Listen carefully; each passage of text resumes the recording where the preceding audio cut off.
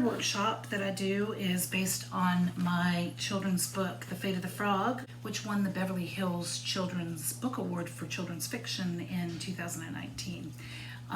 It's written in the style of Dr. Seuss, so using anapestic tetrameter, like a horse galloping, so the kids and I can talk about rhythm. There are plenty of other rhythms we can discuss, iambic pentameter, but anapestic tetrameter is Dr. Seuss's signature rhythm, and it's the rhythm that I used for this book. It also accents that rhythm is a big component of language and poetry and song. So I'll read them the book, and we'll talk about a few things that are in there. The book covers a bit about camouflage. It covers a bit about predator and prey. It covers drought, because the whole basis of the book is that there is a drought and a frog's mud puddle is drying up. There is alliteration that we discuss.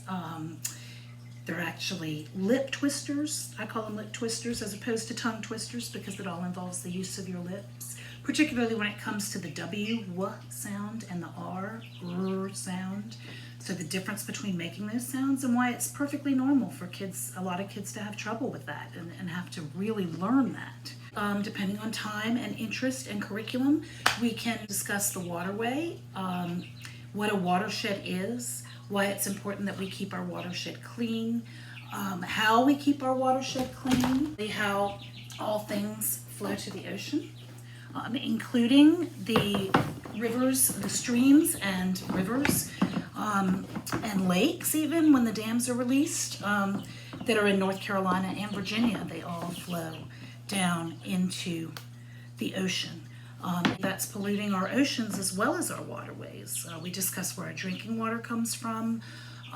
It comes out of the faucet, sure, but you'd be surprised how many people really don't realize that we're drinking the water that's in our lakes and in our quarries, and that this comes from the rain. We treat it, we hope we clean it, but wouldn't it be better to keep it clean to begin with? And so we really delve into that as well. We delve into how we can keep our water clean, because all the gutters that you see coming from houses and all the grates that you see in the streets only direct the water to the stream, the nearest stream that's flowing there. All that stuff's going into the stream.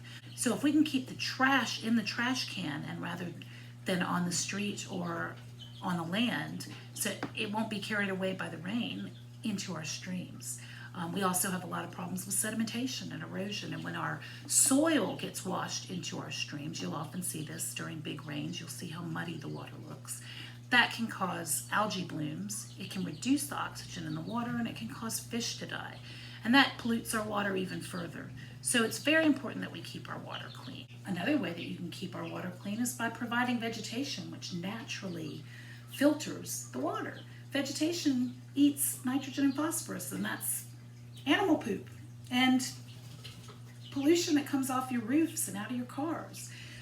So if we direct the rainwater to rain gardens or to vegetated areas, fields where lots of grass is growing, then the plants will actually absorb the elements that are bad for us out of the water. So they're actually cleaning it, and we're not even paying them to do it. And it's benefiting the plants as well, because it helps them grow. It's nutrients that they need. So why not direct our rainwater toward plants? You can do this by installing rain gardens. You can put a pond in your yard. It's very easy to do, and we talk about that. In fact, I even have a solar-powered pond pump that I can demonstrate for the kids if it's a sunny day and we're allowed to go outside. And I explain how storing that water and reusing it to water plants benefits everyone, and most of all the planet. And when we do the Fate of the Frog, time permitting and depending on what the teacher desires, we can make plush tadpoles from recycled materials. This is tissue paper left over from Christmas. This is a swatch of material that was given to me by a next door neighbor when I asked if anybody had material that they were going to throw away or that they were longing to get rid of. So you put the tissue paper in a little ball, roll it up, put it inside the swatch of material, and then you roll it up like a little tadpole. And I use rubber bands that come off of lettuce or broccoli or other things that you buy in the grocery store, so those are recycled as well. And when you're done, you have a little tadpole.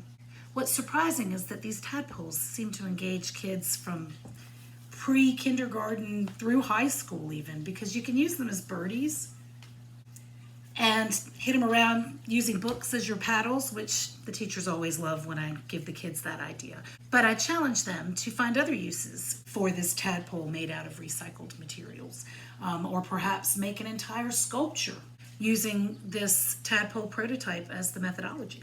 So it's a perfect addition for Seuss Week, if your school still celebrates Seuss Week. Also Earth Week, Creek Week, anything pertaining to the health of our water and the health of our soil and our waterways. The Fate of the Frog is the perfect supplement for required kindergarten through 5th grade science curricula.